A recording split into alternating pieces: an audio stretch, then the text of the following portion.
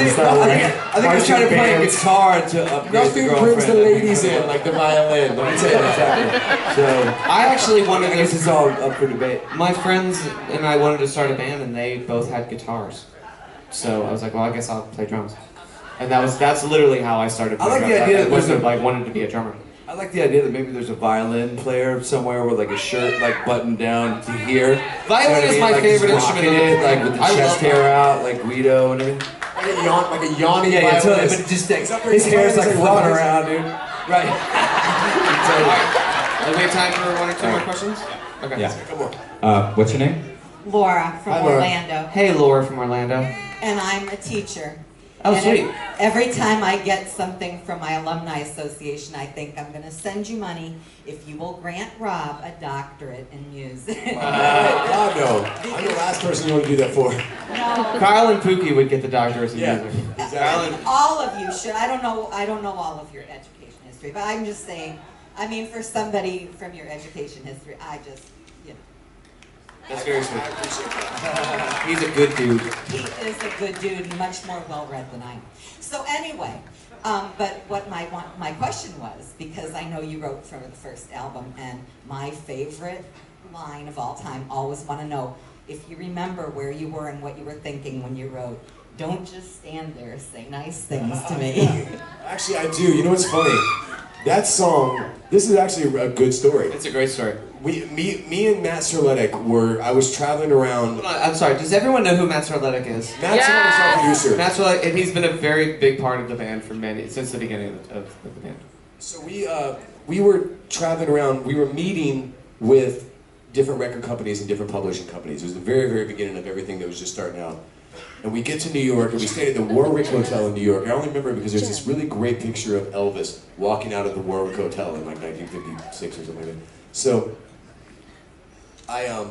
we get there, and we were meeting with Atlantic Records, who we did eventually sign with. But Jason Flom, who was the head of Atlantic Records at the time, stood us up. And, Wow, that's shocking. He didn't do the meeting. So we were stuck sitting in the hotel room, and I had, you know, we just had time on our hands, and we had this guitar, and I'm sitting with Matt, and he wanted to start, you know, like we talk about these games, these songwriting games that you do to get yourself. So we opened a book.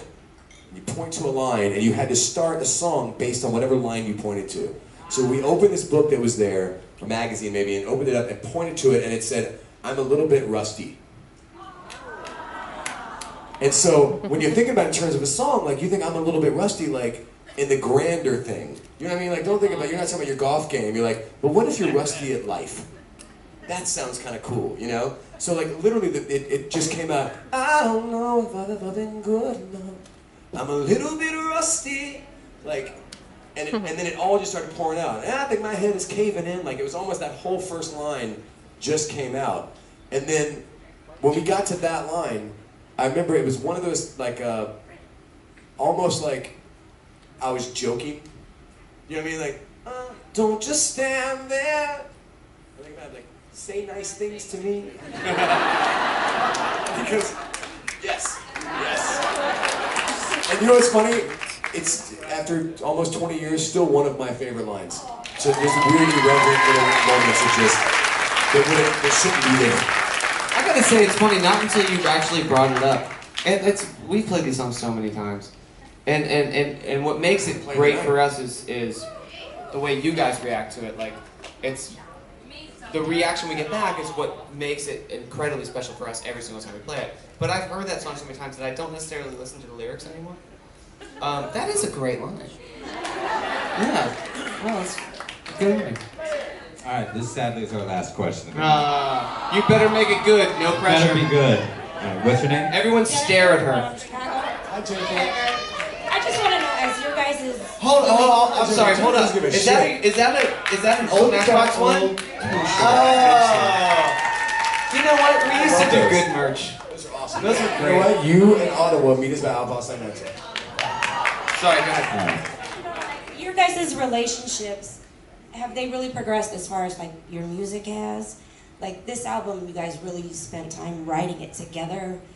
Kyle was featured on a song, which is amazing. Do you see that being where the band is going? Like Yeah. more songs being featured by each of you individually? That's what we I think that's what we have to do to survive. I think for us to be able to be, you know, because here's what happened in my eyes. Here's the way I look at it. Yeah, I have a different view Over of the this. but over go the ahead. years, Paul and Kyle to me just became really great songwriters. They were starting writing when we first met, and I thought they were good songwriters. And then over the time, they just became great songwriters. And if you're in a band with great songwriters, then you figure out a way that all of you can get together, and that's what that band has to be. It started out as something completely different than it is now. But I think for us to kind of survive, it doesn't have to be that way arbitrarily.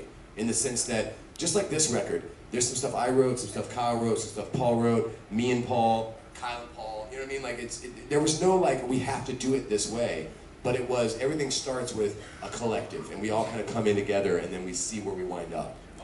I do. I agree with that. I mean, I feel like we do need to progress, and I feel like we're stronger as an Eagles type of band or a Beatles type of band than we are a Stones kind of band. And what I mean by that is, it doesn't all rest on the laurels of some sort of, you know, entertainment genius by a frontman.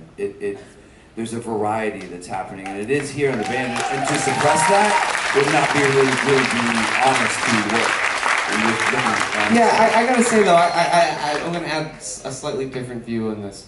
And this is what happens in our band. We get into these like really in-depth conversations about this kind of stuff. At a certain point, a record evolves. We wrote 60-something songs for North, 12 of which ended up on the record. A lot of songs that, quite frankly, like there was a lot of songs that I felt were like, these are some of the best songs we've ever written. And they didn't end up on the record because it didn't belong on the record. The record started to take a shape, and then after a while you're just like, wow, that would feel out of place here. My view But is subjective. Yeah. my personal view is I think everyone should bring everything you got to the table. But at the end of the day, if once the record evolves, if that record evolved to being all Rob songs or all Kyle songs or whatever, I think that's kind of what you have to do. Now, I mean, because realistically, I mean, like, there is something to be said about like our first record is one voice from a songwriting perspective. Sometimes that's better, sometimes it's not. And I think it depends on where you are as a band and where the writers are and where everything's coming together. So I think it's hard to say a blanket statement like that. Like every record's going to have multiple songwriters on it. I hope it does because I write songs and I love having my songs on Matchbox records. But at the end of the day, if the record evolves and the best record has none of my songs on it, then that's what we should put out. I want to. This is the best way to leave this on, which is because like this statement, what we're trying to say is, we will stay together as a band as long as we feel like we're evolving. And that's what we're doing right now. Everything we do is a new step for us.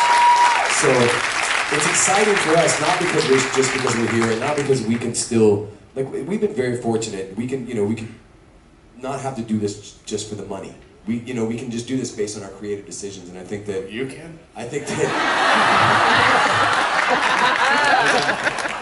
there's something to be said about the fact that there was an excitement that we all have going into North because we were evolving. We were a different unit than we were when we started, and I think that we will be when we do the next incarnation of what we do. And I think that's the thing is like Walt Disney said, you keep moving forward. And I think as long as we're moving forward, I feel like we are doing what we're supposed to do. It's also what's forward for us. Honestly, it might be somewhere where you guys are like, I'm not interested in that. That's not what I love about the band. But at the end of the day, we can only do what we feel is like, well, this is where we have to go in order for us to keep working together, in order for us to do what we love, and to keep this thing going on. And even if you don't like what we do in the future, you can just come see what we did in the past. We'll always play 3 a.m. We'll never not get played. Guys, they're kicking us out of here. We'll see you guys outside in a little bit. Thank you.